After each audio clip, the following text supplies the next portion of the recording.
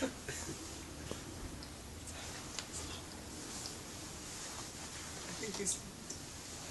evening. We all know about abortions. We all know what they are. It's the murdering of a fetus or a baby. According to Pastor Seasoned Luborn, who conducted a survey and used biblical references, used medical textbooks that were very highly recommended, life begins as soon as the sperm finds the egg.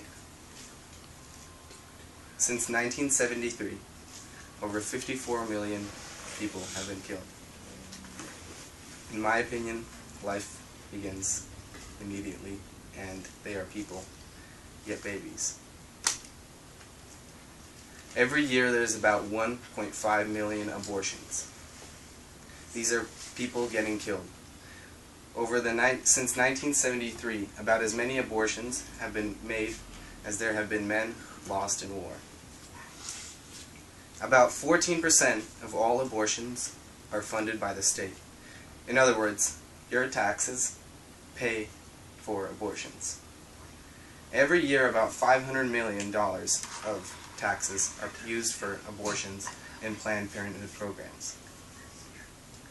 To me, this seems like a waste of money. First of all, you're helping murder a child. And funding someone else's abortion should be my choice. Abortion is legal currently in 17 states, including Washington. And I wanted to show everybody today how an abortion actually works.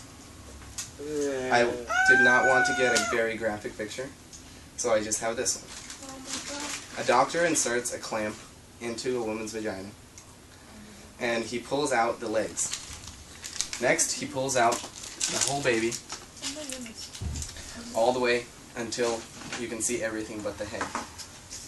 He takes a scalpel and inserts it into the baby's brain. Then he uses a vacuum, kind of like the ones that you have in the dentist's office that goes, and he sucks out the baby's brains. After about 3 weeks, a baby begins to feel pain. So technically, about 70% of abortions, according to AGI, are made while the baby completely feels the pain. Babies can survive outside the womb after 15 weeks. That's very early, considering that the average pregnancy stage is only about 38 weeks. The only person, in my opinion, who has the ability to take somebody's life is not human, but is immortal and a being. Whether you believe in God, whether you believe in evolution, whether you believe in Buddha, whatever you believe in, who gives a person the right to take another person's life? For all we know, the baby that was killed could become the next president, could help global peace. We don't know what the baby can do. Possibilities are limitless. And someone makes that decision to take the baby out. A shocking statistic for me is that about 50% of African American pregnancies result in abortion. Those statistics are staggering.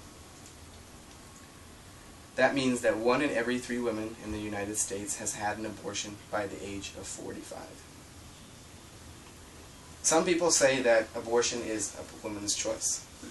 Yes, I agree that a woman's choice. But by that logic, murder is also a woman's choice. Because the baby is fully alive and fully functioning. According to ProLifeAction.org statistics website, recently in Pennsylvania, there was a man named Caleb Crawford. And he was a doctor who performed abortions. He was recently put on trial because he had 7 witnesses come up and admit that they saw him murder a baby, complete an abortion after the baby came out of the womb. But witnesses who did not come through report that this doctor performed over hundreds of abortions after the babies were completely out of the womb. He would snap their spines and cut their throats. And this was all legally done. The mothers would not complain.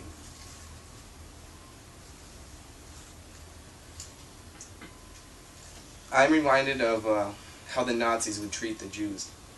The Jews did nothing wrong. It was just simply hatred. The Jews were killed for being Jews.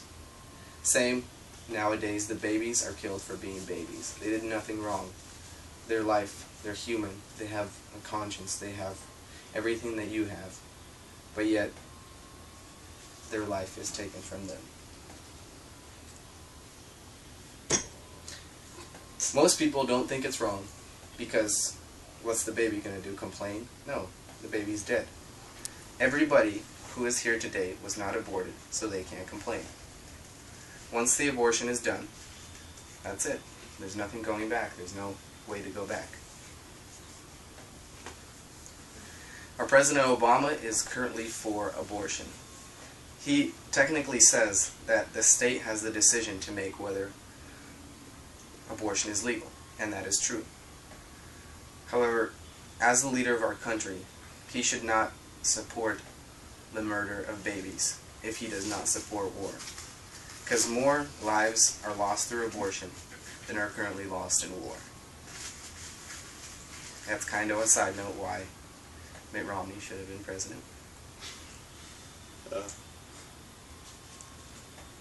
not take sides here. 28 out of 37 studies done by the University of Connecticut say completely link abortion to breast cancer. When a woman has had an abortion, the odds of her having breast cancer increase greatly. The studies show that breast cancer increases 25% in women that have had abortion. The unborn baby's heart starts beating at 20 days. And day 34, the brain gives brain waves. So after about 3 weeks, the baby's heart starts beating, and it starts beginning to think. Imagine, you're in the womb, your heart's beating, your brain starts working, and all of a sudden your life gets taken from you. In my opinion, I know for a fact that these babies are going to heaven, but it just doesn't seem right to be able to give this choice to any person who gets impregnated. The shocking thing about these statistics is that 90% of all these pregnancies result as unplanned. Therefore, what does that conclude? Because of our nation's sexual sins, people are forced to commit murder and sin. According to biblical standards, one sin leads to the other. That's what justifies it. Our open sex lives that people lead justify abortion. And that's why it has so much support. But it's still murder, no matter how you put it. Thank you. Thank you.